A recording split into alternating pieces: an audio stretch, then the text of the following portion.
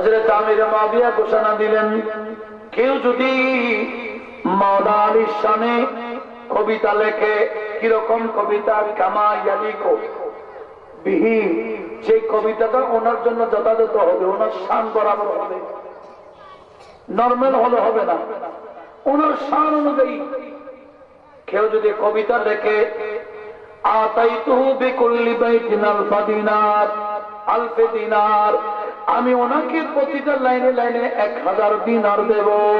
জুড়ে বলুন। কবিতার মধ্যে কি শুধু এক লাইন? অনেক লাইনে কবিতা। আলহামদুলিল্লাহি ওয়াসসালাতু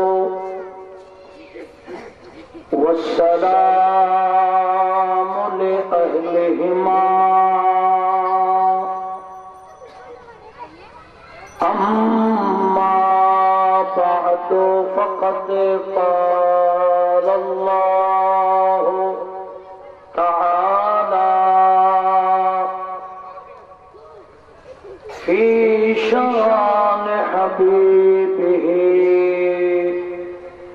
تعظيما له وتوقيرا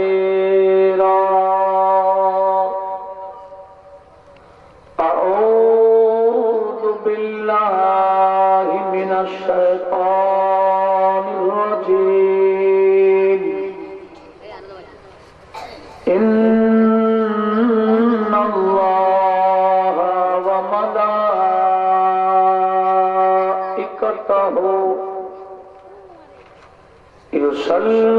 يصلون على النبي يا أيها الذين آمنوا صلوا عليه وسلموا تسليما صلى الله على سيدنا محمد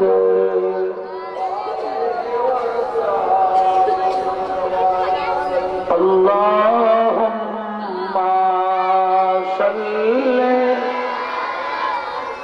سيدنا مولانا محمد وعلى آل سيدنا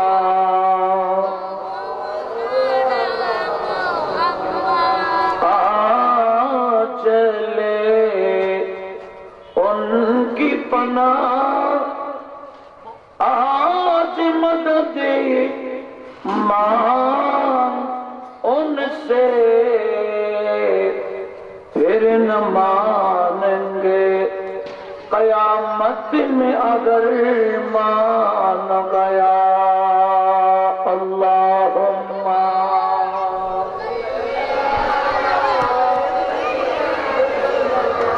मौलाना मोहम्मद वाला आली सय्यिदना।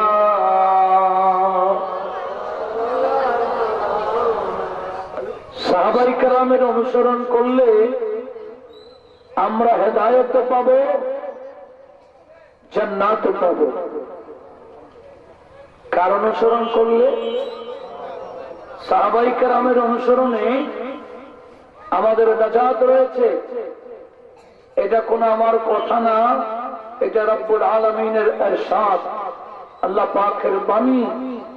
সাহাবীদেরকে অনুসরণ করলে আল্লাহ বলেন, السابقون الأولون من المهاجرين والأنصار والذين اتبعوهم بإحسان رضي الله عنهم ورضوا عنه وأعد لهم جنات। আল্লাহ বলেন, আমি ঘোষণা দিয়ে দিলাম যারা ঈমান আনয়ন করার ক্ষেত্রে অগ্রগামী হয়েছিল, মুহাজির হোক কিংবা আনসার, ওয়াল্লাযীনা ইত্তাবাউহুম বিইহসান, যারা এই দুই দলকে অনুসরণ করবে, রাদিয়াল্লাহু আনহুম, আমি এদের উপরও রাজি। একটু জোরে বলুন না সুবহানাল্লাহ। রব্বুল আলামিন শুধু সাহাবীদের উপর রাজি না, সাহাবীদেরকে যারা অনুসরণ করবেন ইনাদের উপরও আমার আল্লাহ রাজি, এবং বলেছেন ওয়া'আদ্দা লাহুম জান্নাত, আমি তাদের জন্য জান্নাত তৈরি করছি। একটু জোরে বলুন না সুবহানাল্লাহ। এখনো কেউ যদি হেদায়েত কামনা করে, জান্নাতে যাওয়ার আশা করে, তাদের উচিত সাহাবায়ে কেরাম কিভাবে ঈমান এনেছেন, সাহাবায়ে কেরামের আমল কেমন ছিল, সাহাবারা পারস্পরিক কিভাবে আচরণ করতেন, এটা আমাদেরকে শিক্ষা নেওয়া প্রয়োজন এবং আমল করা জরুরি। আল্লাহ আমাদেরকে আমল করার তৌফিক দান করুক, বলি না আমিন। বর্তমানে বাংলার জমিনে একটা ফেরকা খুব বেশি তৎপর, সেটা হলো শিয়া সম্প্রদায়। কারা? শিয়া, যাদের একটা রাষ্ট্র আছে ইরান নামে। সেই শিয়ারা নবীজির একেবারে কাছের সাহাবায়ে কেরাম যারা ছিলেন তাদেরকে গালি দেয়। শিয়ারা নবীজির কাছের সাহাবায়ে কেরামকে কি দেয়? গালি দেয়। সাহাবায়ে কেরামের মধ্যে সব একই ক্যাটাগরি নয়, একই স্তরের না। সাহাবীদের মধ্যে কি আছে? স্তর আছে, সব একই মর্যাদার না। যেভাবে আল্লাহ পাক বলেছেন তিলকার রুসুলু ফাদ্দালনা বা'দাহুম আলা বা'দ, আমি রাসূলদের মধ্যে একের উপর অপরকে মর্যাদা দিয়েছি, ঠিক সাহাবায়ে কেরামের মধ্যে একের উপর অপরের মর্যাদা ফজিলত রয়েছে। একটু জোরে বলুন না সুবহানাল্লাহ। নবীজির পর যার স্থান, উনি হলেন হযরতে আবু বকর সিদ্দিক রাদিয়াল্লাহু তাআলা। এই কথার উপর সমস্ত সাহাবায়ে কেরাম ঐকমত পোষণ করেছেন। কি বললাম? নবীজির পরে সিদ্দিক আকবরের স্থান, এই কথার উপর ঐকমত পোষণ করেছেন কারা? সমস্ত সাহাবী। এটাকে ইজমায়ে সাহাবী বলা হয়। ইজমায়ে সাহাবী কেউ যদি অমান্য করে, ইজমায়ে সাহাবীর ইনকার করলে শরীয়তের ফয়সালা হলো সে কাফের। কেউ যদি সিদ্দিক আকবর রাদিয়াল্লাহু তাআলা আনহুকে নবীজির পর স্থান না দেয়, ইজমায়ে সাহাবীর সে মুনকির হবে, অস্বীকারী হবে, শরীয়তের ফয়সালা তার উপর সেটা পতিত হবে। একটু জোরে বলুন না নাউজুবিল্লাহ।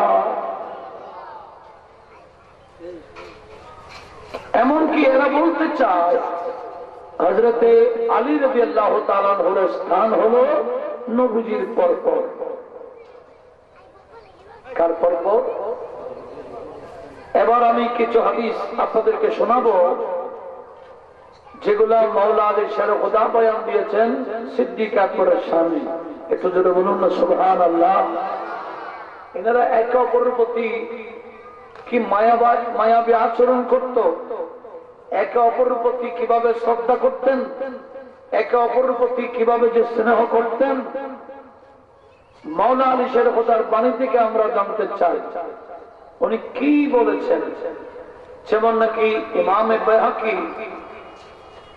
ওনার একটা কিতাব আছে, ওই কিতাবের নাম আল ইতিকাদ ওয়াল হিদায়া ইলা সাবিলির রাশাদ। এটা ইমামে বাইহাকির কিতাব।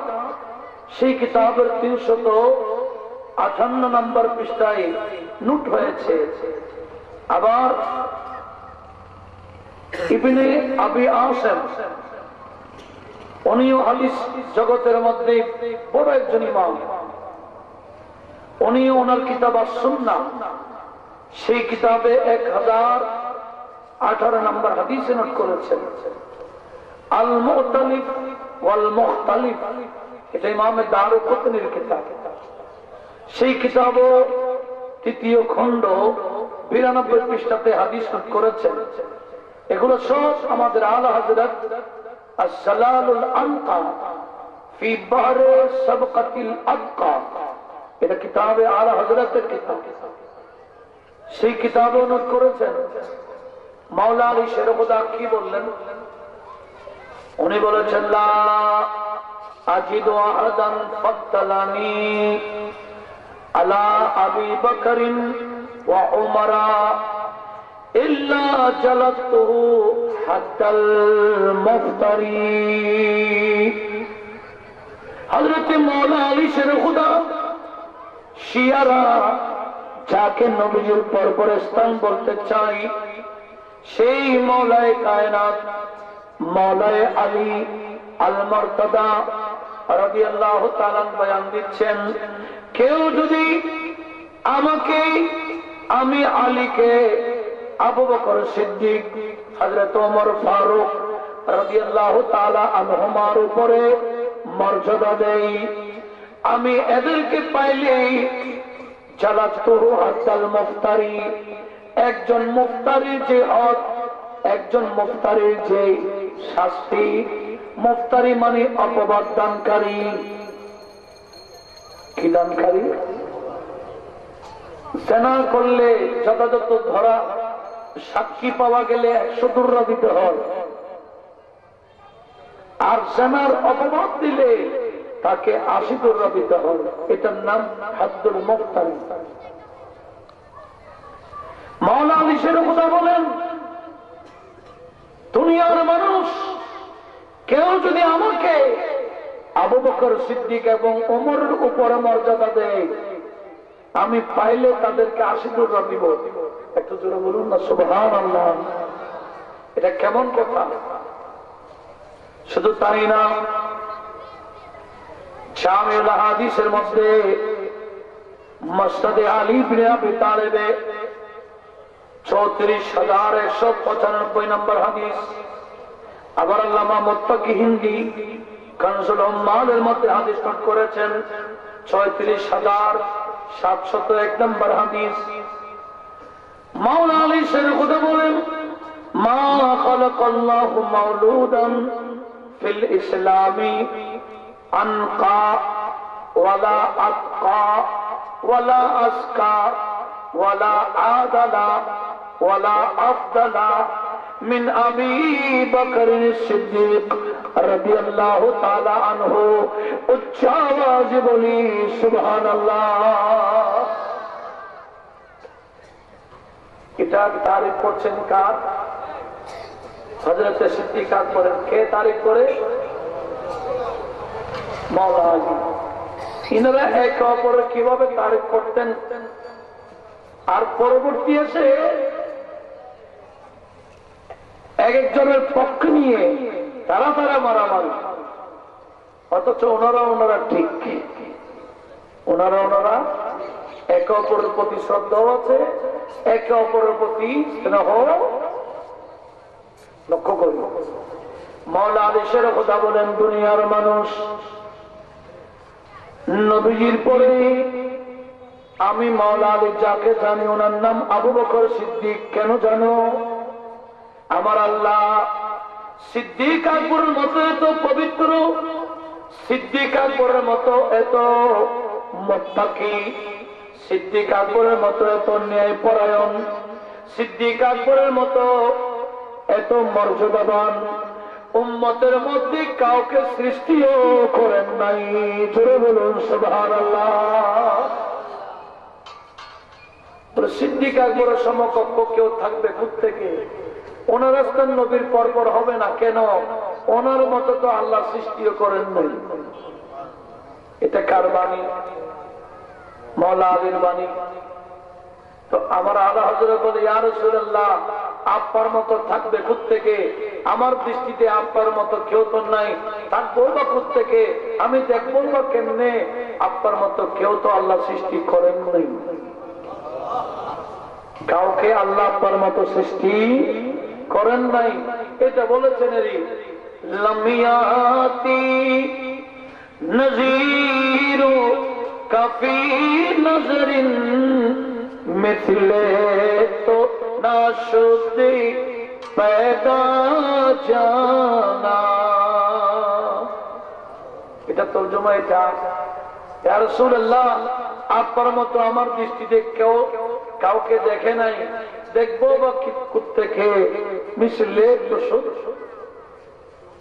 না, মিশলে তো না শুন पैदा जाना। আপনার মতো তো কেউ বানা হয় নাই, আল্লাহ কাউকে আপনার মতো বানান নাই। একটু জোরে বলুন না সুবহানাল্লাহ। আর মাওলা আলী বলে, আর ওগো আবু বকর সিদ্দিক, ওগো দুনিয়ার মানুষ, সিদ্দিক আকবরের মতো আর কেউ বা হবে কোত্থেকে? আমার আল্লাহ ওনার মতো এত বড় শ্রেষ্ঠ মুত্তাকি, এত বড় শ্রেষ্ঠ পবিত্র, এত বড় মর্যাদাবান, এত বড় ন্যায় পরায়ণ আর কাউকে তো বানান নাই। জোরে বলুন সুবহানাল্লাহ। এমনকি বুখারী শরীফের রওয়ায়াত রয়েছে, যেটা মিশকাতের মধ্যে 355 পৃষ্ঠায় রয়েছে। কত পৃষ্ঠায়? 555 পৃষ্ঠা।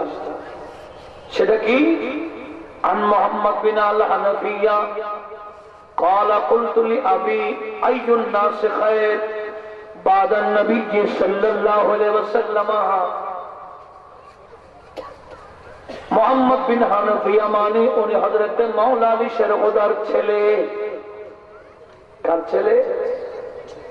মাওলা আলী শেরখুদা ছেলে। আমরা তো প্রসিদ্ধ জানি ইমাম হাসান হুসাইন, এগুলো মা ফাতেমাতুজ জাহরার গর্ভ থেকে আসছে। ফাতেমাতুজ জাহরার ইন্তেকালের পরে উনি আরো একাধিক বিয়ে করেছিলেন। পরবর্তীতে তার মধ্যে একজনের নাম হানফিয়া, ওই হানফিয়ার ছেলের নাম মোহাম্মদ। একদিন মোহাম্মদ বিন হানফিয়া মাওলা আলী শেরখুদাকে বলছেন, আমি আমার আব্বাকে বললাম, আইয়ুন নাস খায়র বাদা নবী সাল্লাল্লাহু আলাইহি ওয়াসাল্লাম। আমি বললাম, আব্বাজি, নবীজির পরে কার স্থান? মাওলা আলী শেরখুদা বলেন, কল আবু বকর। আমার নবীজির পরের স্থান হলো সিদ্দিক আকবর। জোরে বলি সুবহানাল্লাহ। এটা কে বলেছেন? শিয়ারা বলে না, নবীর পরে হযরত আলীর স্থান। হযরত আলী বলে না, না, নবীর পরে সিদ্দিক আকবরের স্থান। আমরা কি তাদের কথা মানবো না মাওলা আলীর কথা মানবো? আমি জিজ্ঞাসা করলাম, সম্মান আব্বা, ওনার পরে কে? কল ওমরু। ওনার পর হযরত ওমর ফারুক। মোহাম্মদ বিন হানফিয়া বলছেন, ওয়া খাশিতু আন ইয়াকুলা উসমানা। আমি যদি সুম্মান বলতাম, উনি হয়তো হযরত উসমানের নাম বলবে, এই ভয়ে আমি বললাম সুম্মানতা। সিদ্দিক আকবর ফারুক আজমের পরে আপনি। আমি আমার বাবাকে বললাম, তাহলে ইনারা দুজনের পর আপনার স্থান? কল মাওলা আলী বলেন, মা আনা ইল্লা রাজুলুম মিনাল মুসলিমিন। আমি তো কেউ না, আমি তো মুসলমানের মধ্যে একজন সাধারণ মুসলমান। উচ্চ আওয়াজে বলুন। উনি নিজেকে নিজে সাধারণ নগণ্য বলে, আর আমি যদি ওনাকে নগণ্য বলি, আমি জঘন্য হয়ে যাব, ঠিক না? আমি যদি মাওলা আলী শেরখুদা সাধারণ একজন মুসলমান, তাহলে আমি কি হয়ে যাব? জঘন্য হয়ে যাব। ইনি বলতে পারবেন এটা আজাজি ইনকিসারি। এরকম নবীও বলেছেন, ইন্নামা আনা বাশারুম মিসলুকুম, আমি তোমাদের মতো মানুষ। এটা নবী বলতে পারবেন, আমরা বলতে পারবো না। এটা নবীজির আজাজি ইনকিসারি, এটা নবীজির বিনয়ী, নবীজির বিনয়ী স্বরূপ বলতে পারেন। আমি বলতে পারবো না, নবী আমাদের মতো। আমি যদি বলি আমি কিছু জানি না, আমি একেবারে নাখান্দা গুনেগার, আমি পাপিষ্ঠ, আপনারা কি বলবেন হুজুর বড় পাপিষ্ঠ? এটা আমি বলতে পারবো। আজিজি ইনকিসারি ভাবে বক্তা যিনি, উনি বলতে পারেন মাওলা আলী শের খোদা বলেছেন মা আনা ইল্লা রাজুলুন মিনাল মুসলিমিন, আমি মুসলমানদের মধ্যে একজন সাধারণ মুসলমান। এটা মাওলা আলী বলবে, কিন্তু আমি বলতে গেলে ওনার নামের আগে মাওলা বলতে হবে।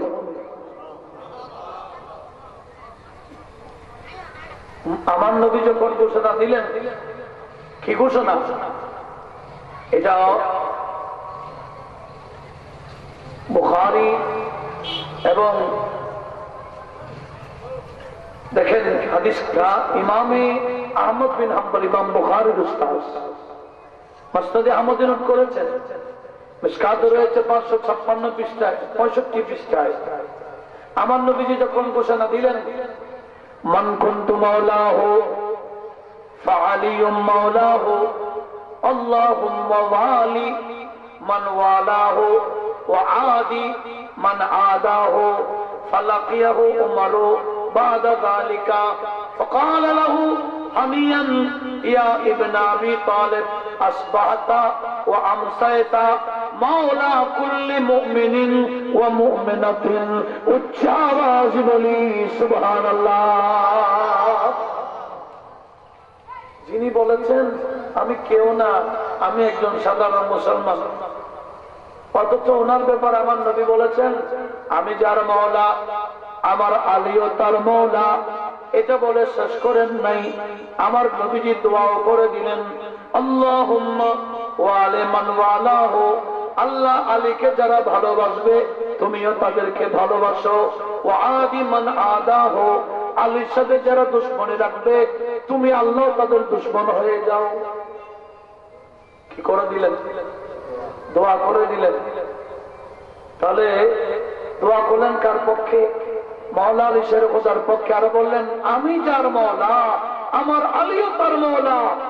এই কথা বলার পরে নবীজি তো বক্তব্য শেষ করে দিলেন। পরবর্তীতে কি হলো?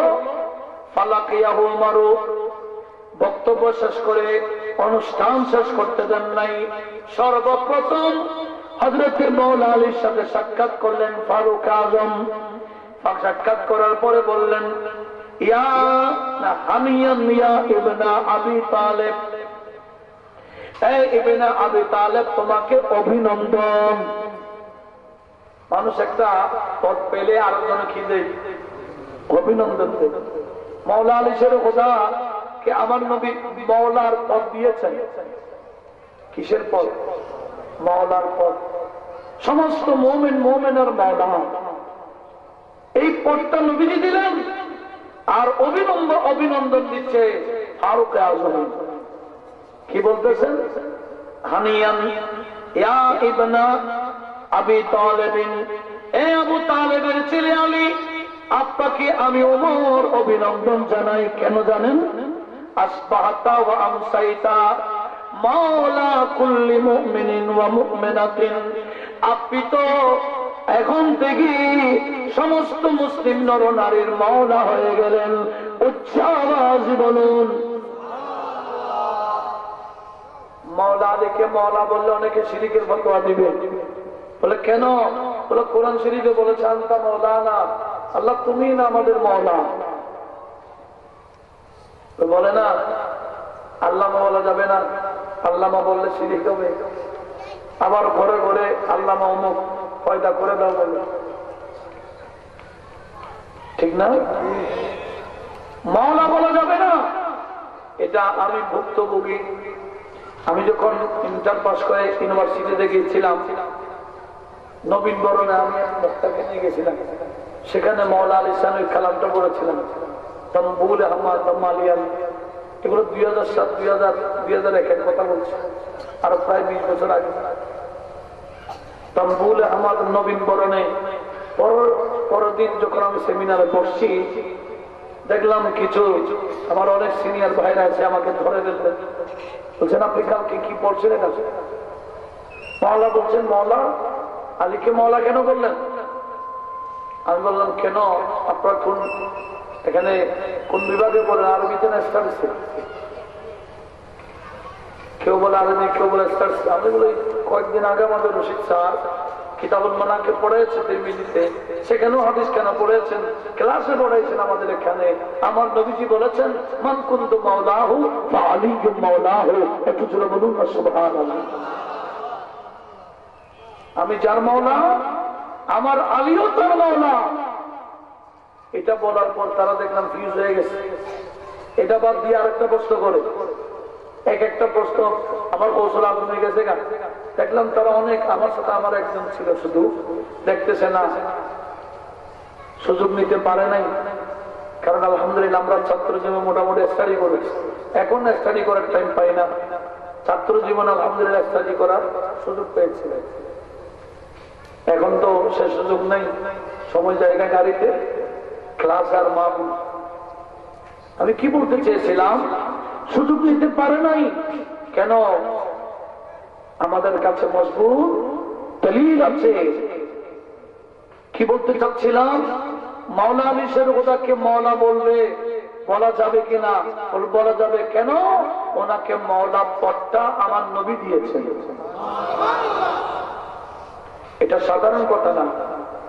এখন কেউ কাউকে পদ একটা দিলে আরেকজন রাগ করে ফেলবে। কি রে ভাই রাগ কেন করবেন? অভিনন্দন দেন, একে অপরকে দেন। আপনি একটা পদ পাইলেন, আপনি একটা পদ পেলেন, একে অপরকে অভিনন্দন দেন। সেখানে উল্টা লেখার তো দরকার নাই।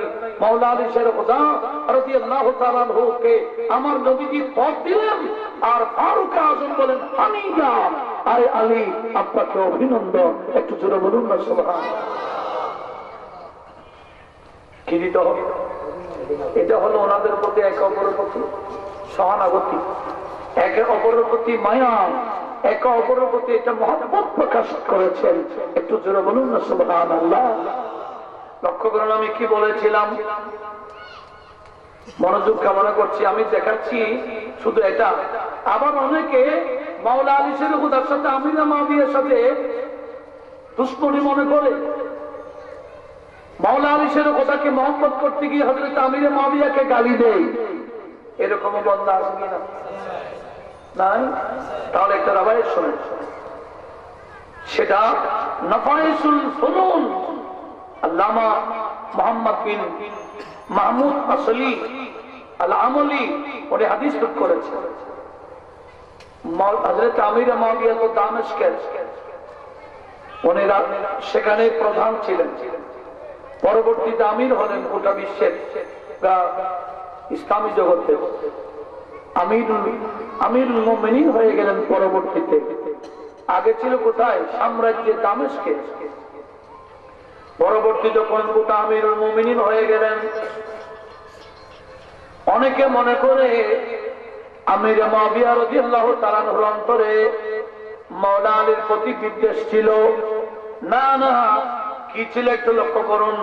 আন-নাহিয়া সেই কিতাবের 29 পৃষ্ঠার মধ্যে এই রাবায়েত আসছে।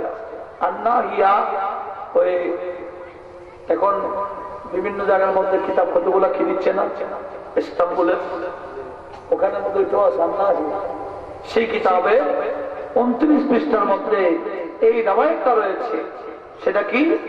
একদিন হযরত আমির মুআবিয়া রাদিয়াল্লাহু তাআলা আনহু ঘোষণা দিলেন, মান আনশাদা শি'রান ফি মাদহি আলিয়্যিন কামা ইয়ালিকু বিহি আতাইতুহু বিকুল্লি বাইতিন আলফা দিনার। উচ্চ আওয়াজে বলুন সুবহানাল্লাহ। কি বলেছেন? আমির মুআবিয়া রাদিয়াল্লাহু তাআলা আনহু যখন বলতেছেন, তখন মাওলা আলী শেরখুদা কিন্তু কোথায়? এক রাবায়েত মোতাবেক উনি দামেস্কে বলেছেন। তখন মাওলা আলী শেরখুদা জীবন দশায় ছিলেন। মাহফিলের মধ্যে ঘোষণা দিয়েছে, কেউ যদি মাওলা আলী শেরখুদার শানে একটা কবিতা পাঠ করে, তাকে আমি প্রতিটা লাইনে লাইনে 1000 দিনার দিব। কার শানে? হযরত আমির মুআবিয়া ঘোষণা দিলেন, কেউ যদি মাওলা আলীর শানে কবিতা লেখে, কিরকম কবিতা? কামা ইয়ালিকু বিহি, যে কবিতাটা ওনার জন্য যথাযথ হবে, ওনার শান বরাবর হবে, নরমাল হলে হবে না। ওনার শান অনুযায়ী কেউ যদি কবিতা লেখে আতাইতুহু বিকুল্লি বাইতিন আলফা দিনার, আলফে দিনার, আমি ওনাকে প্রতিটা লাইনে লাইনে 1000 দিনার দেব। জুড়ে বলুন। কবিতার মধ্যে কি শুধু এক লাইন? অনেক লাইনে কবিতা। উনি বলছেন যত লাইন হোক প্রতি লাইনে 1000। কার শানে লিখবে?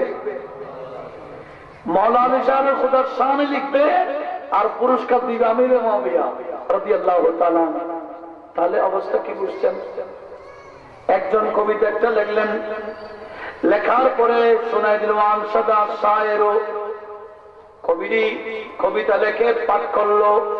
فقال معاوية, হযরত মুআবিয়া বললেন আলীউন আফদালুন মিনহু, না না না না, তোমার এই কবিতা হবে না। তুমি যেটা পাঠ করতেছো এই কবিতার তুমি আলীর শান যেটা বলেছো এটা চেয়ে মাওলানা আলীর শান আরো অনেক উপরে। তুমি যথাযথ শান গাইতে পারো নাই, তুমি যতটুকু পড়ছো মাওলানা আলী আফদালুন মিনহু, তার থেকে উত্তম আরো উঁচু। একটু বলুন না সুবহানাল্লাহ। দুশ্মন হলে শান সহ্য করতে পারবে? বলেন না। বিদ্বেষ থাকলে শান সহ্য করতে পারে? কেউ কাউকে বিদ্বেষ করলে দেখতে না পারলে শান গাওয়া তো দূরের কথা, আরেকজন গাইলো তার কাছে খারাপ লাগবে। এখন মাওলানা আলী শের ওটার শান গাইবে আর আমির মুআবিয়া খুশি হয়ে পুরস্কার দিবেন। তাহলে বোঝা গেল হযরত আমির মুআবিয়ার অন্তরেও মাওলানা আলী শের খোদার প্রতি মহব্বত ছিল। একটু জোরে বলুন না সুবহানাল্লাহ।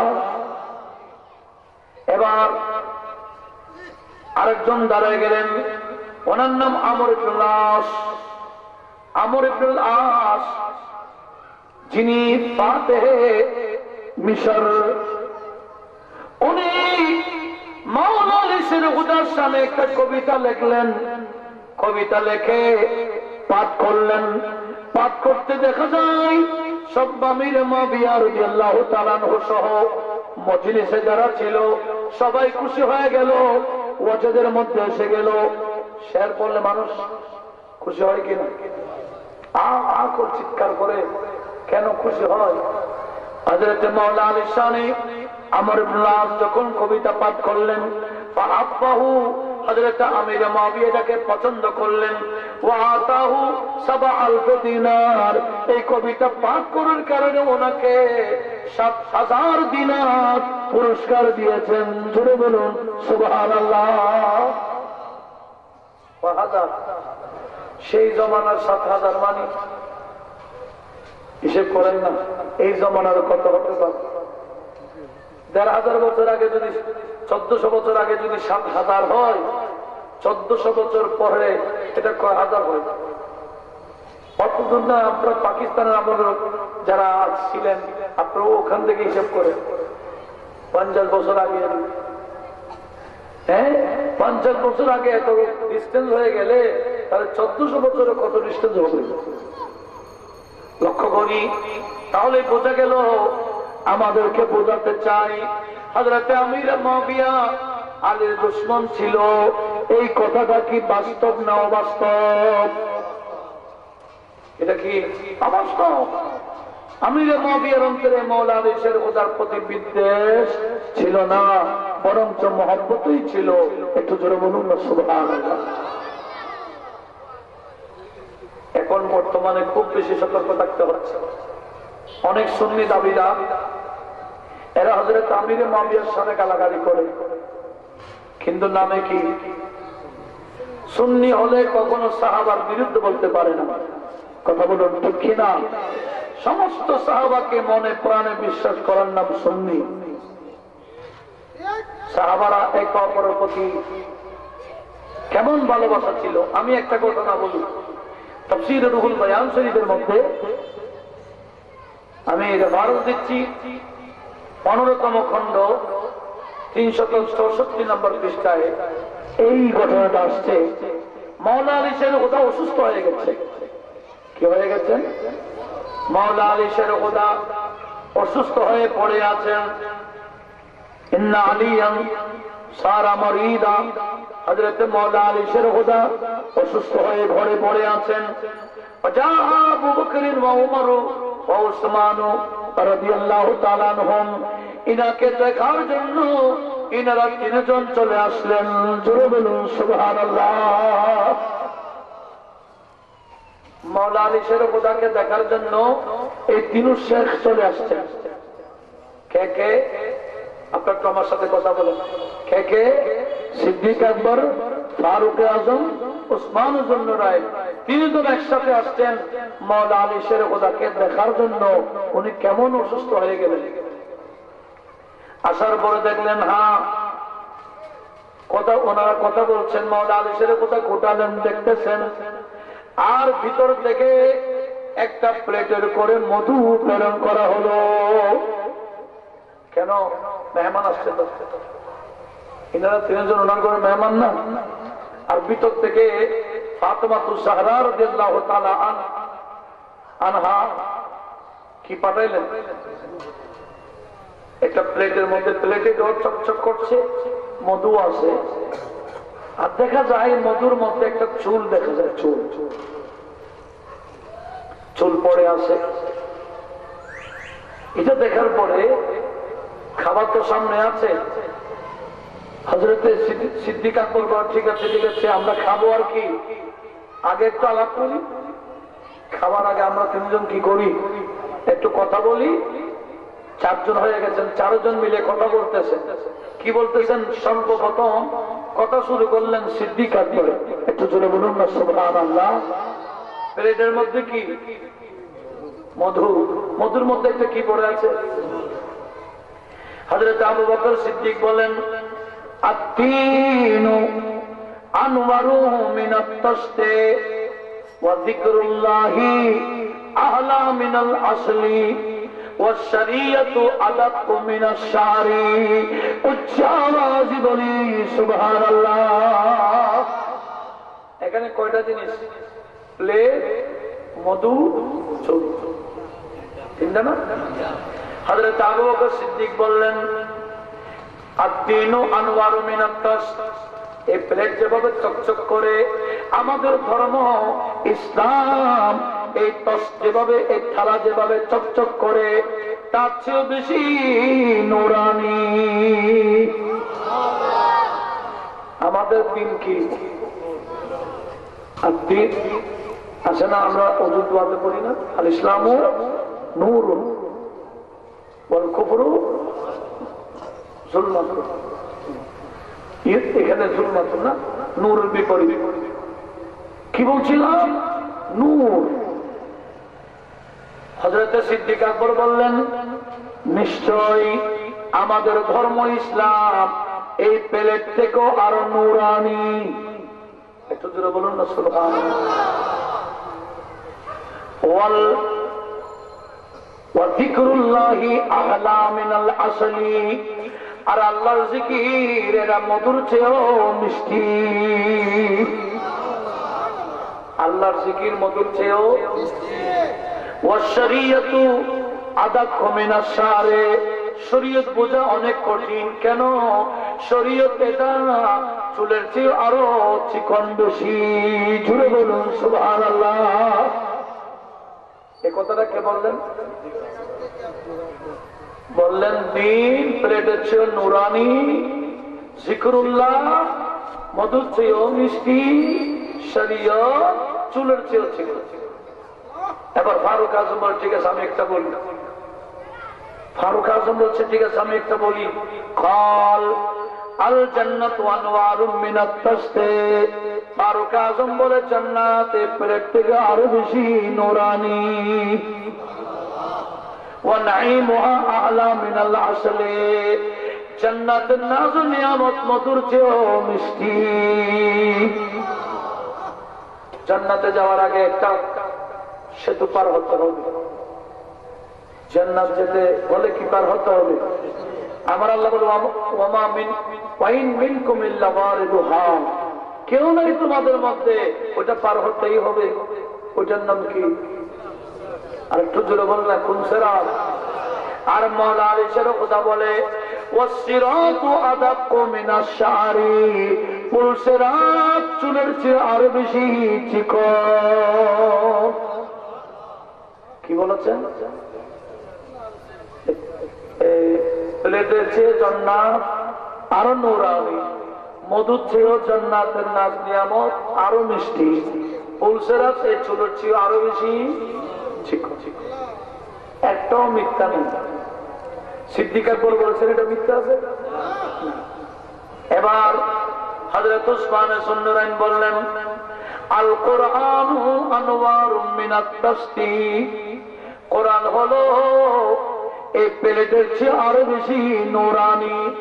ওয়া কিরাআতুল কোরআনি আহলা মিনাল আসলি, কোরআন তেলাওয়াত মধুর চেয়ে আরো মিষ্টি।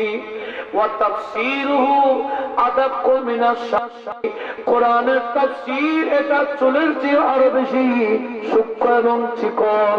উচ্চ আওয়াজে বলুন সুবহানাল্লাহ। অনেকে তো কোরআন থেকে দলিল নেই। কোত্থেকে? কোরআন থেকে দলিল দিলে হবে না, এটা দলিল দেওয়া যাবে কিনা আগে জানতে হবে। অমুক সূরা এত নম্বর আয়াত বললে হবে না, এটা দলিল হিসেবে উপস্থাপন করা যাবে কিনা। অনেক ভাইয়েরা দলিল দেয়, আপনাদের মনোযোগ থাকলে বলতে পারি। হ্যাঁ, অনেক ভাইয়েরা দলিল দেয়, বলে নবীজির কাছে হেদায়েত করার যোগ্যতা নাই, নবীজি হেদায়েত করতে পারে না, হেদায়েতের মালিক একমাত্র আল্লাহ। হেদায়েত নবীর কাছে যদি হেদায়েতের ক্ষমতা থাকতো, আবু তালেবকে হেদায়েত করতে পারে নাই কেন? কারা বলে? যারা বলেন, যারা বলে। এবার এরা কিন্তু দলিল দেয় কোরআন শরীফ থেকে। কোত্থেকে? নবীর কাছে হেদায়েতের যোগ্যতা নাই, হেদায়েত করতে পারবে না। হেদায়েত করতে পারবেন কে? আল্লাহ। এই কথার মধ্যে তারা দলিল দেয়, তাই না? এবার ওই কোরআন শরীফের আয়াতটা কোথায় আছে শুনেন। আসলে একটি কোরআন শরীফ আছে সূরা কাসাসের 56 নম্বর আয়াতে, ইন্নাকা লা তাহদি মান আহবাবতা ওয়ালাকিন্নাল্লাহা ইয়াহদি মান ইয়াশা ওয়া হুয়া আ'লামু বিল মুহতাদিন। আমার আল্লাহ বলেন, ইয়া রাসূলুল্লাহ, আপনি হেদায়েত করতে পারবেন না যাকে ইচ্ছা তাকে। আপনি যাকে ইচ্ছা তাকে হেদায়েত করতে পারবেন না। কে বলতেছে? এটা আমাদের ভাইদের জন্য বড় দলিল। আরে ভাই একটু লক্ষ্য করুন, কোরআন শরীফ, কোরআন পড়ে অনেকে গুমরাহ হয়, কোরআন পড়ে অনেকে হেদায়েত হয়। কেন? কোরআনের মধ্যে বিপরীত আয়াত আছে, সেজন্য। কোরআনের মধ্যে কি আয়াত আছে? এখানে আছে, ইয়া রাসূলুল্লাহ, আপনি যাকে ইচ্ছা তাকে হেদায়েত করতে পারবেন না। কেন? ওয়ালাকিন্নাল্লাহা ইয়াহদি মান ইয়াশা, হেদায়েত করব তো আমি আল্লাহ, আমি যাকে ইচ্ছা তাকে হেদায়েত দেব, আপনি না।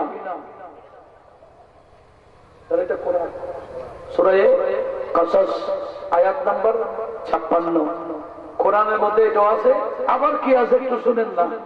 কোরআনে আবার কি আছে? কোরআনের মধ্যে সূরা সূরা 52 নম্বর আয়াতে বলে, ইন্নাকা তাহদি ইলা সিরাতিন মুস্তাকিম।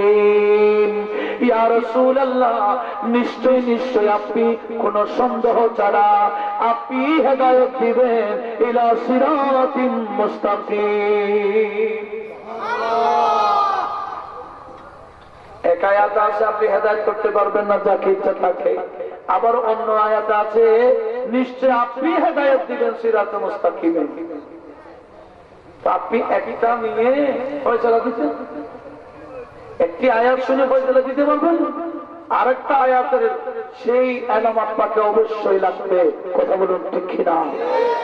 আজকে এই জ্ঞান না থাকার কারণে ফিতনা লাগাই দিচ্ছে। দেখছো, নবীর কাছে হেদায়েতের, নবী যদি হেদায়েতের মালিক হলে আবু তালেবকে তো হেদায়েত করতে পারে নাই। আরে কে বলেছে আবু তালেবকে হেদায়েত করতে পারে নাই? আবু তালেবও তো জান্নাতি। এই বিষয়ে হযরত শাইখ চিশতি বড় বিরাট একটা কিতাব আমার কাছে আছে, ইমানে আবি তালেবের উপর এত বড় ভলিউম কিতাব, একটা পড়লে আপনি আলমের দূরে যাবেন না। কথা বোঝা যায়? অনেকে তো নবীর চাচা না, শুধু নবীর মা বাবাকেও জাহান্নামী বলতে চায়। এরা নবীর আব্বা আম্মাকে জাহান্নামী বললে এত খুশি, ঠিক না? নবীর আব্বা আম্মাকে জাহান্নামী বললে তারা কি হয়ে যায়? অথচ আল্লামা জালালউদ্দিন সুয়ুতী এই বিষয়ে 6টা কিতাব লিখেছে। নবীজির আব্বা আম্মা যে জান্নাতি এই বিষয়ে কয়টা কিতাব? একটা লেখে মন ভরে না, আরেকটা লেখে মন ভরে না, এভাবে আল্লামা সুয়ুতী 6টা কিতাব লিখেছেন ইমানে আবওয়াইল মুস্তাফার উপর। একটু জোরে বলুন না সুবহানাল্লাহ। ওনাদেরকে, ওনারা তো মোমেনা ছিলেন, আবার মাকামে সাহাবিয়ত দান করেছেন। কিভাবে জানেন? ওনাদের জিয়ারত করতে গেছেন আমার নবীজি। আব্বা আম্মাকে কবর থেকে উঠাইলেন, দোয়া করে দিলেন, আল্লাহ আমার আব্বা আম্মাকে কবর থেকে উঠাও, আমার আল্লাহ উঠাই দিচ্ছে। আবার এগুলো রিওয়ায়াত ফতোয়া শামিতে আছে। একটু পড়ো না, পড়লে না বাবা, তোমার না পড়ে উল্টা সিধা বলে যতটুকু জানো না এতটুকু বলার কি দরকার? তুমি কি আল্লামা সুয়ুতীর চেয়ে বড় হয়ে গেল? আল্লামা সুয়ুতী 6টা কিতাব লিখেছেন এই বিষয়ে, তুমি কেন এই ব্যাপারে কথা বলতেছ? চুপ থাকো, না জানলে কথা বলুন, ঠিক? একটু লক্ষ্য করুন কি বলতে চাচ্ছিলাম। নবীজি দোয়া করলেন, মা বাবাকে উঠাই দিলেন কে? আল্লাহ। ঠিক আবু তালেবকে কবর থেকে উঠাই, আবার কলমা পড়িয়ে মাকামে সাহাবিয়ত দান করে ওনাকে কবরে ঢুকেছে। কথা বোঝা যায়? তো কি বলতে চাচ্ছিলাম একটু লক্ষ্য করুন। তাহলে নবীর কাছে হেদায়েত দেওয়ার ক্ষমতা আছে কিনা? বলতেছেন কে? তো তুমি একটা আয়াত জানো, আরেকটা শিখো নাই কেন? তো ব্যস্ত তুমি লাগিয়ে দিছো। তো তুমি দুটোটা শিখলে আজকে ফিতনাটা হতো না। কথা বলুন, ঠিক কিনা? আমি যদি আমার সামনে অনেক আয়াত এরকম নোট আছে কোরআন শরীফের মধ্যে, এক জায়গায় একটা বলেছেন, আরেক জায়গায় আরেকটা বলছে। তুমি একটা শিখলো আর বিরুদ্ধেটা শিখলা, পক্ষেরটা শিখলে না, তুমি কেমন মুসলমান? কেমন নবীর উম্মতের দাবিদার? তুমি নবীর বিরুদ্ধেটা শিখলা, কি শিখছো?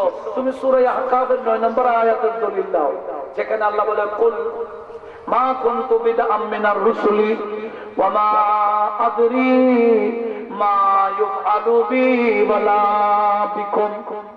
রাসূল আপনি বলুন, আমি কোন বেদাতি রাসূল না, আমি কোন হুট করে আসি নাই, আমার আগে রাসূল ছিলেন, তোমাদের ধারাবাহিকতায় আমি একজন রাসূল। আরো বলেন কি বলবেন? আমি জানি না কিয়ামতে আমার সাথে কি আচরণ করা হবে, তোমাদের সাথে কি আচরণ করা হবে কিয়ামতে, আমি জানি না, এটা বলে দেন। তাহলে কোরআন শরীফে আছে নবী জানে না নবীর অবস্থা কি হবে, আমাদের অবস্থা কি হবে? আপনারা কি কোরআন শরীফের আয়াত বিশ্বাস করে এটা ইয়াকিন করে ফেলেন কিয়ামতের অবস্থা, নবীর অবস্থা কি হবে নবী নিজে জানে না? হ্যাঁ, এটা তো কোরআন শরীফে আছে। তাহলে ভাই এটা দলিল দেওয়া যাবে না, এটা কোরআনের আয়াত মানতে হবে। কিন্তু এটার হুকুম আমার আল্লাহ নিজে রহিত করে দিয়েছেন। জোরে বলুন সুবহানাল্লাহ। বিষয়টা যিনি বলতে বলেছেন উনি আবার বিষয়টা কি করে দিয়েছেন? রহিত করে দিয়েছেন, বাতিল করে দিয়েছেন হুকুম। আর তুমি বাতিল হয়ে যাওয়া, হুকুম বাতিল হয়ে যাওয়া, আয়াতগুলো তেলাওয়াত করে করে সমাজের মধ্যে ফিতনা সৃষ্টি করছো কেন? তোমাকে কে বলেছে ওয়াজ করার জন্য? শুনেন, মাওলানা আলী সাহেব কথা ওভার জামে মসজিদে বসে আছে। এক বন্ধু এসে বলছে, হুজুর আমি আসছি অনুমতির জন্য। কেন? বলে হুজুর ওয়াজ করতাম। কিসের অনুমতি? এখন যেমন ওয়াজ করার জন্য কোয়ালিটি বেশি লাগে না, একটু সুলটুল লম্বা হইলে বা লাফাইতে পারলে, চিৎকার করতে পারলে, হাসাইতে পারলে, মজাক করতে পারলে, তারপরে এরকম করতে পারলে এটা বিচিত বেড়ে যায়, বিরাট বক্তা হয়ে যায়, মানুষও জমায়েত হয়ে যায়। কথা বলো ঠিক? এটা বর্তমানে ওয়াইজের কোয়ালিটির কথা বলছি। আর মৌলা আলী শেরকুদার কাছে এসে বলছে হুজুর আমি ওয়াজ করব, আমি ওয়াজ করব। মৌলা আলী শেরকুদা বলে ঠিক আছে, অনেক সুন্দর কথা, তুমি ওয়াজ করবা? বলে হ্যাঁ। বলে ঠিক আছে তুমি ওয়াজ করবা, তবে আবার আমাকে বলো কোরআন শরীফের মধ্যে কোনটি কোনটি আয়াতের হুকুম আমার আল্লাহ রহিত করে দিয়েছেন, আয়াতে মনসুখা গুলার লিস্ট আমাকে দাও। যেগুলোর হুকুম আল্লাহ নিজে বাতিল করে দিয়েছেন, হুকুম এই আয়াতগুলো আমাকে দাও তো। বলে হুজুর এগুলো তো আমি জানি না। কি বললো? যে আয়াতের হুকুম আল্লাহ নিজেই বাতিল করে দিয়েছেন এগুলো আমি। এখন মাওলা আলী শেরকুদা বললেন তোমার জন্য ওয়াজ করা হারাম, কারণ তুমি তো ওই সমস্ত আয়াত তেলাওয়াত করে করে মানুষকে বুঝাবা। আল্লাহ বলতেছেন কোরআন শরীফে আছে, আল্লাহ বলতেছেন অমুক সূরা 1 নম্বর আয়াত, তুমি এগুলো তেলাওয়াত করে করে মানুষকে গুমরা করে দেবা। তুমি জানো না যে এটার হুকুম আল্লাহ নিজেই রহিত করে দিয়েছেন। এরকম বর্তমানে হচ্ছে কি হচ্ছে না? হচ্ছে না? আমি নিজেই কোরআনের পাখির ওয়াজ শুনেছি। ওই কোরআনের পাখি এখন খাসাই, কোরআনের পাখি এখন কোথায়? খাসাই। এই কোরআনের পাখিটা এই আয়াত তেলাওয়াত করছে। কোনটা? সূরা আহকামের 9 নম্বর আয়াত তেলাওয়াত করছি। কোনটা? মা আদরি মা ইউফআলু বি ওয়ালা বিকুম, আমি জানি না তোমাদের সাথে কি আচরণ করা হবে, আমার সাথে কি আচরণ করা হবে আমি জানি না। এটা তেলাওয়াত করে বোঝাচ্ছে নবী এটা ফাতেমাকে কি করবে, ফাতেমাকে নবী কিছু করার শক্তি থাকবে না। নবীর অবস্থা কি হবে নবী নিজে জানে না। কে বলতেছে?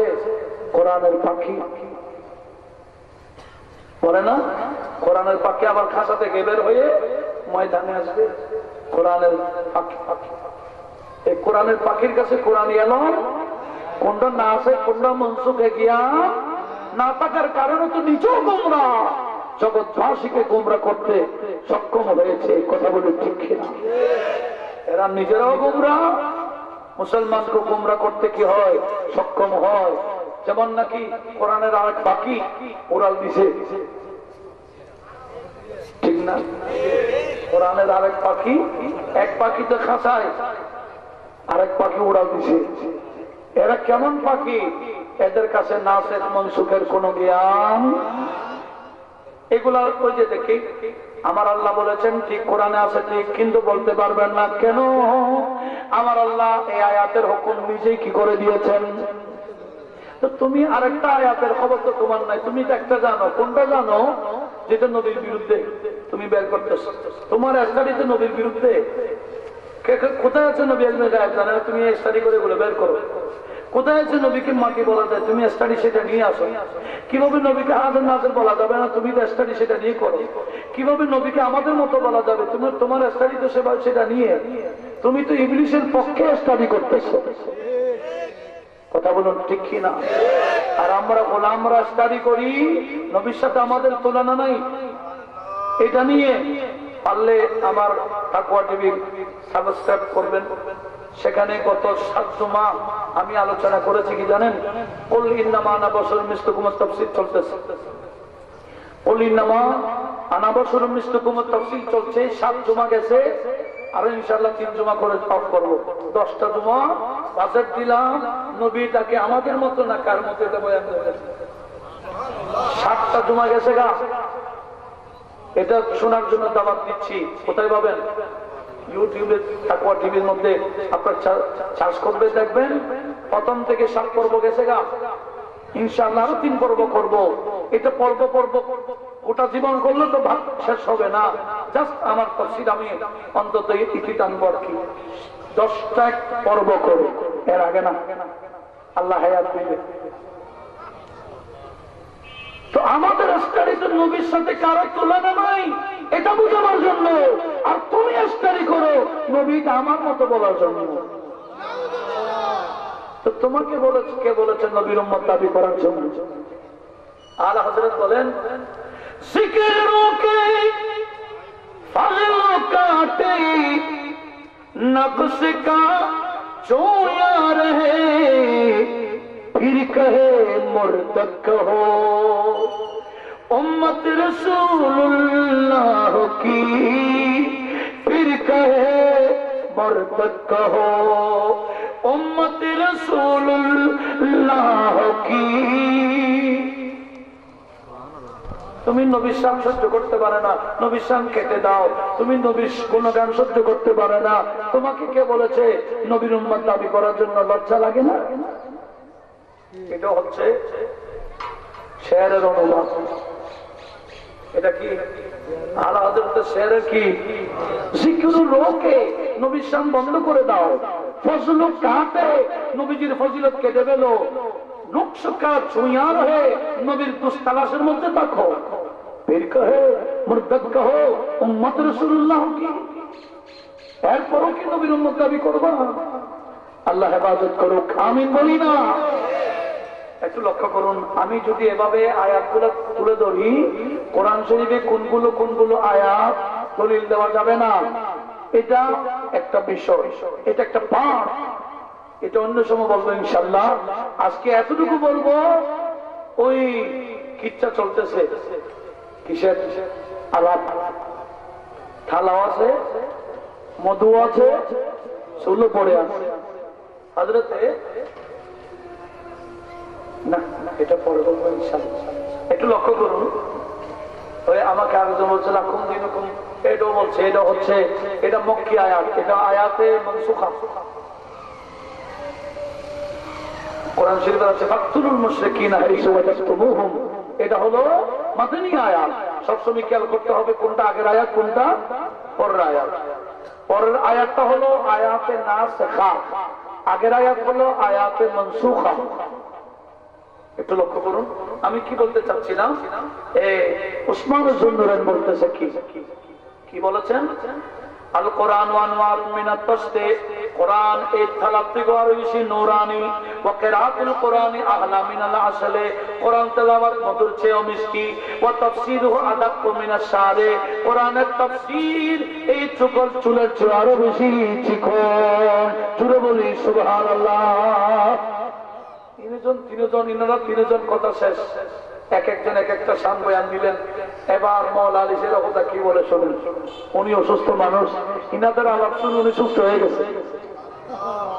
ইনাদের আলাপ শুনে উনি কি হয়ে গেছেন, সুস্থ হয়ে গেছেন।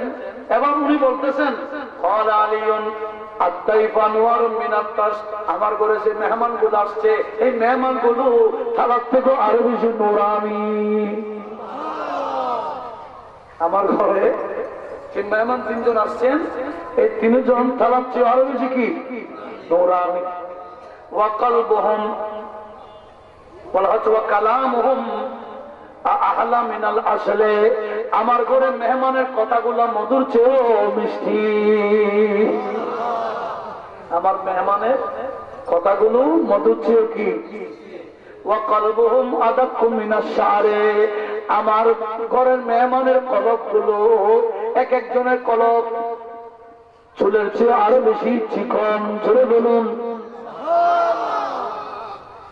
ইনারা তিনজন এক একটা বিষয় নিয়ে আলোচনা করলেন, আর মওলা আলী শের কথা বসে বলছেন মেহমানের শান। এরা তিনজনের কথা শুনে মওলা আলী খুশি, আর মওলা আলী কথা বলে তিনজনকে খুশি করেছিল। দেখেন ওনাদের সাথে একে অপরের কি যা মায়া মহব্বত ছিল। আজকে এরা কারা যারা এই মওলা আলী শের কথার পাক নিয়ে বাকিগুলাকে গালি দেয়? এরা কি মুসলমান? কখনো নয়, কখনো নয়। আমি কি বলতে চাচ্ছিলাম, আমার সামনে অনেক নোট আছে যে সাহাবারা একে অপরের তারিফ কিভাবে করেছে, সাহাবারা একে অপরের কিভাবে তারিফ করেছেন। যেমন নাকি ফারুক আজম বলেছেন, হাদিস কানা তিরমিজি শরীফের হাদিস, মিশকাতের মধ্যে 555 পৃষ্ঠা রয়েছে। হযরতে ফারুক আজম বলেছেন আবু বকরিন সাইয়্যিদুনা ওয়া খায়রুনা ওয়া আহাব্বুনা ইলা রাসূলিল্লাহি সাল্লাল্লাহু আলাইহি ওয়াসাল্লাম। আমরা তো একজনের তারিফ করলে আরেকজন কি হয়ে যাবে, রাগ করে ফেলি, ওনার তারিফ কেন করলো তুমি? যার যেটা অবদান এটা তুলে ধরার দরকার আছে কিনা? যদি তুলে না ধরি এটা হবে বেওয়াফাই। কথা বলুন ঠিক কিনা? সিদ্দিক আকবরের শান তুলে ধরলেন কে? হযরত উমর ফারুক আযম রাদিয়াল্লাহু তাআলা। কি বলতেছেন? আবু বকরিন সাইয়্যিদুনা, আবু বকর আমাদের শরীয়ত, ওয়া খায়রুনা আমাদের মধ্যে শ্রেষ্ঠ, ওয়া আহাব্বুনা আমাদের মধ্যে বেশি প্রিয়, ইলা রাসূলিল্লাহ সাল্লাল্লাহু আলাইহি ওয়াসাল্লাম নবীজির কাছে উচ্চ আওয়াজে বলি সুবহানাল্লাহ। শুধু তাই না, আরেকটা তিরমিজির হাদিস তাও বেশকাত 558 রয়েছে। হযরত জাবের বলেন ফারুক আযম সিদ্দিক আকবরের তারিফ করলেন। কিভাবে? সিদ্দিক আকবরকে ডেকে দিলেন ডাক, ওনার নাম ধরেন সিদ্দিক আকবরকে কি বললেন জানেন? কে? ফারুক আযম। কি বললেন? ইয়া খায়রান নাসি বাদান নবী সাল্লাল্লাহু আলাইহি ওয়াসাল্লাম। ডাক দিয়েছেন এই নবীর পরে শ্রেষ্ঠ মানুষ। কি বললেন? এই রাসূলুল্লাহর পরে শ্রেষ্ঠ মানুষ। এভাবে ডাক দিয়েছেন কাকে? সিদ্দিক আকবর। কি বললেন? ইয়া খায়রান নাসি বাদা রাসূলিল্লাহ সাল্লাল্লাহু আলাইহি ওয়াসাল্লাম। এভাবে সিদ্দিক আকবরকে যখন ডাক দিলেন, আবার সিদ্দিক আকবর দাঁড়িয়ে কি বলে জানেন? وقال ابو بكر اما انك ان قلت ذلك এই উমর, তুমি আমাকে নবীর পরে স্থান দিচ্ছ, কিন্তু আমি নবীজির থেকে কি শুনছি তাহলে তোমাকে শোনাই। সুবহানাল্লাহ। তুমি তো আমাকে নবীর পরে স্থান দিলা, আর নবীজি সুবহান আমি কি শুনেছি তোমার তারিফ, তাহলে আজকে তোমাকে এটা শোনাই। উনি বলেন فقال ابو بكر ما انك ان قلت ذلك فلقد سمعت رسول الله صلى الله عليه وسلم। আমি তো নবীজির সুবহানে শুনেছি, আমার নবীজি বলেছেন মা তালাতিশ শামসু আলা রাজুলিন খায়রা মিন উমারা। এরকম কোন মানুষ নাই সূর্যের কিরণ যাদের উপর পড়েছে, সূর্যের কিরণ যাদের উপর পড়েছে এদের মধ্যে ওমরের চেয়ে শ্রেষ্ঠ মানুষ আর কেউ নাই। সূর্যের কিরণ যাদের উপর পড়েছে ইনাদের মধ্যে ওমরের চেয়ে শ্রেষ্ঠ মানুষ আর কেউ নাই বলে নবীজি ঘোষণা দিয়েছেন। আমি আবু বকর শুনেছি, তোমাকে শোনাই দিলাম। দেখেন একজন আরেকজনকে কি করে তারিফ করে। এরকম আরেকদিন আপনারা শুনেছেন হযরত সিদ্দিক আকবর মাওলা আলী শের খোদার দিকে তাকায়, আর মাওলা আলী শের খোদা সিদ্দিক আকবরের দিকে তাকাচ্ছেন, একে অপরকে দেখে দেখে হাসতেছে। সিদ্দিক আকবর বলে আলী আপনি আমাকে দেখে হাসছেন কেন? বলেন না হাসি কি করি, আপনার শান নবীজি সুবহান শুনেছি। কি শুনছো? বলে আমি নবীজি সুবহান শুনেছি আপনি আবু বকরের মহব্বত কারো অন্তরে না থাকলে ওই বান্দা কখনো জান্নাতে যেতে পারবে না। না, এটা সিদ্দিক আকবর বলছেন কি আলী আমি নবীজি সুবহানে শুনেছি আপনি আলীর মহব্বত না থাকলে নাকি জান্নাতে যাওয়া যাবে না। মাওলা আলী শের খোদার মহব্বত জান্নাতে যাওয়ার মাধ্যম। জুড়ে বলি সুবহানাল্লাহ। সিদ্দিক আকবর প্রথমে বলেছেন কি বললেন? আয় আলী আমি আপনাকে দেখে হাসছি কেন জানেন? নবীজির জবানে শুনেছি আপনাকে মহব্বত না করলে নাকি জান্নাতে যাওয়া যাবে না, সেজন্য আপনার চেহারা দেখে দেখে হাসছি। কারণ আরো শুনেছি আপনার চেহারা দেখলেও নাকি ইবাদত। নবীজি বলেন আন-নাযরু ইলা ওয়াজহি আলীন ইবাদাতুন, হযরত আলীর চেহারা দেখলেও ইবাদত। আমি সেজন্য হাসতেছি। এবার মওলা আলী যখন হাসে সিদ্দিক বলে আপনি কেন হাসছেন এখন? বলে তাও নবীজির একটা বাণী মনে পড়ে গেছে। কি বলছে? আলী তুমি সিগনেচার না দিলে কেউ পুলসিরাত পার হতে পারবে না, আর পুলসিরাত পার হতে না পারলে জান্নাতে যেতেও পারবে না। তোমার সিগনেচার লাগবে। আচ্ছা তবে আমি বলে দিলাম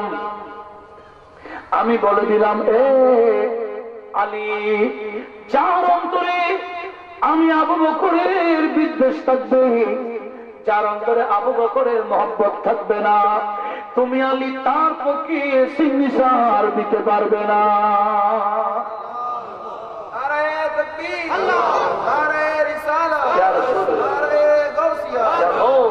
কি বুঝছেন? তাহলে এনারা একে অপরের প্রতি মহব্বত ছিল, ঠিক না?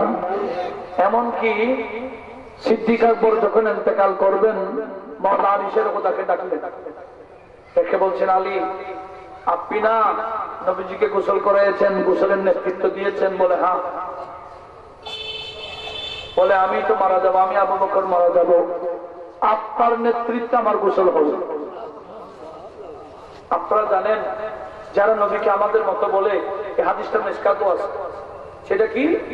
নবীজিকে যখন গোসল করাতে গেলেন, মাওলানা আলিশের কথা ওনাদের মধ্যে প্রধান ছিলেন, এনারা বড় সমস্যায় পড়ে গেলেন। কি নবীজির কাপড় খুলবে কি খুলবে না, খুলবে কি খুলবে না, খুলবে কি খুলবে না, এটা নিয়ে সংশয় পড়ে গেছেন। হঠাৎ করে দেখা যায় যারা যারা ছিলেন ওনাদের তন্দ্রা এসে গেছে। তন্দ্র ভাব আসতে কে যেন গায়েব থেকে আওয়াজ দিয়ে বলছে, খবরদার, রাসূলের পাকের কাপড় খুলতে পারবে না কেউ, কাপড়ের উপরে গোসল দেওয়া হবে। রাসূলের পাককে গোসল করাতে হবে কিসের উপর? আর তুমি মহতেমে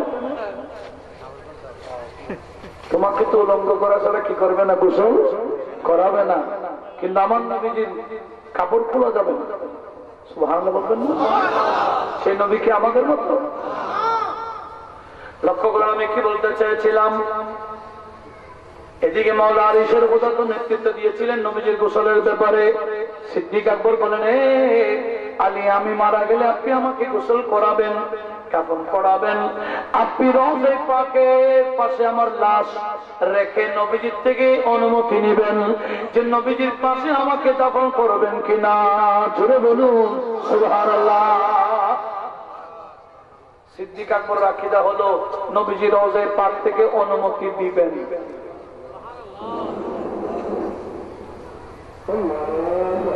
আজানটা হয়ে যাক, আজানের পর কিছু আলোচনা করে আমি শেষ করবো, তারপরে এখানে জমা করবো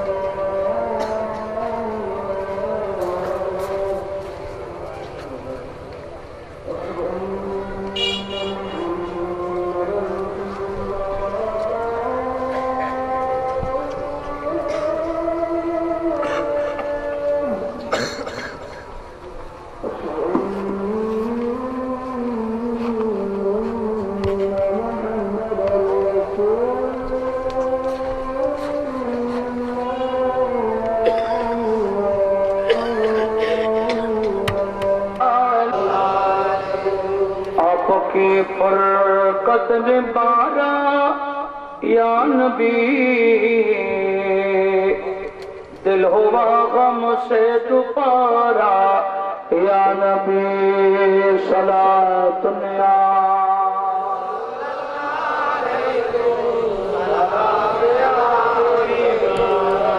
আমি কি বলেছিলাম? হযরতে সিদ্দিক আকবর আকীদা কি নবীজি কবরের সাথে মিশে গেছে না জিন্দা?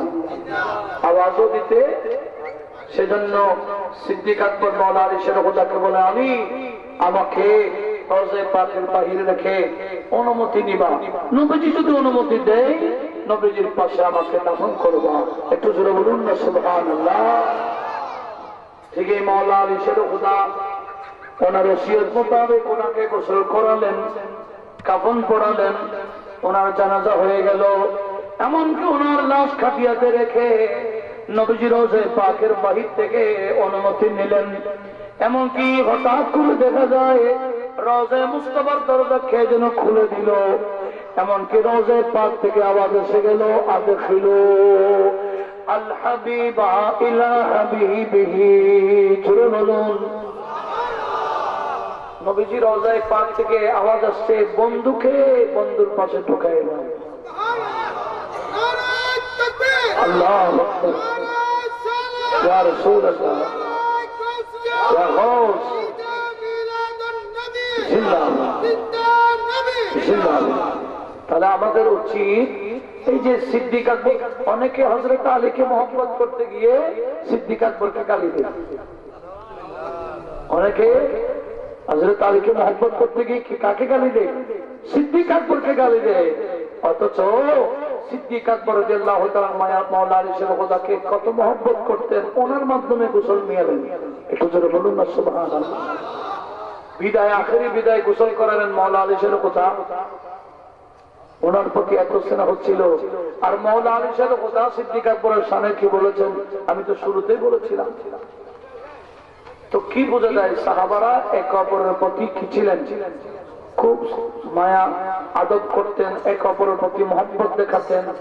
আমার নবীজি যখন মুআখাত করে দিলেন, একে অপরের ভাই ভাই করে দিলেন, হিজরত করার পরে এক মুহাজির এক আনসারের সাথে ভাই ভাই করে দিলেন।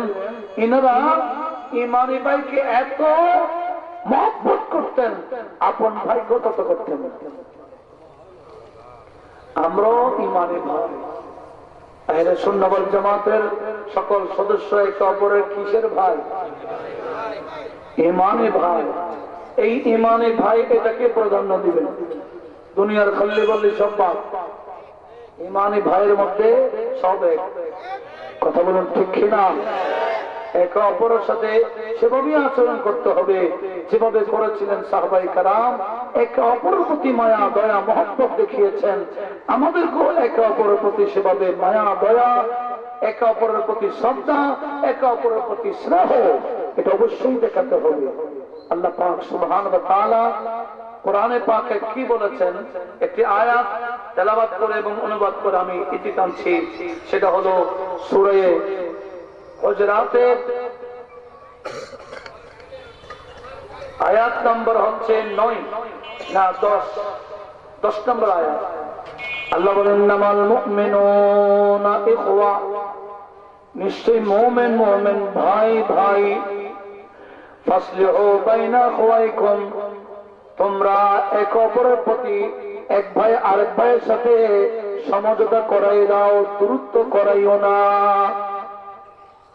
একে অপর থেকে দূরত্ব করাইও না, একে অপরের মধ্যে সমঝোতা করাই দাও। একে অপর থেকে দূরত্ব হইও না, নিজেও হইও না, কাউকে করতে দিবে না, একে অপরকে সমঝোতা করাই দাও। এটা কার হুকুম? আরো বলেছেন কি? আমার আল্লাহ বলেন, ওয়াত্তাকুল্লাহ, মুমিন মুমিন ভাই ভাই এক ভাই আরেক ভাইয়ের বিরুদ্ধে বলার ব্যাপারে আমি আল্লাহকে ভয় করো, লাআল্লাকুম তুরহামুন, আমি আল্লাহকে ভয় করলে, একে অপরের প্রতি মায়াবী হয়ে গেলে, দয়াবান হয়ে গেলে, স্নেহবান হয়ে গেলে, সেখানে আমি আল্লাহর পক্ষ থেকে রহমত করা হবে। উচ্চ আওয়াজ বলি সুবহানাল্লাহ। এই পরিস্থিতিতে কোরআনে পাকে সূরা হুজরাতের 10 নম্বর আয়াতকে সবসময় সামনে রাখবেন এবং এই আয়াতের উপর আমল করার অনুরোধ জানিয়ে আমার বক্তব্য এখানেই ইতি টানছি। আসসালামু আলাইকুম ওয়া রাহমাতুল্লাহি ওয়া বারাকাতুহু।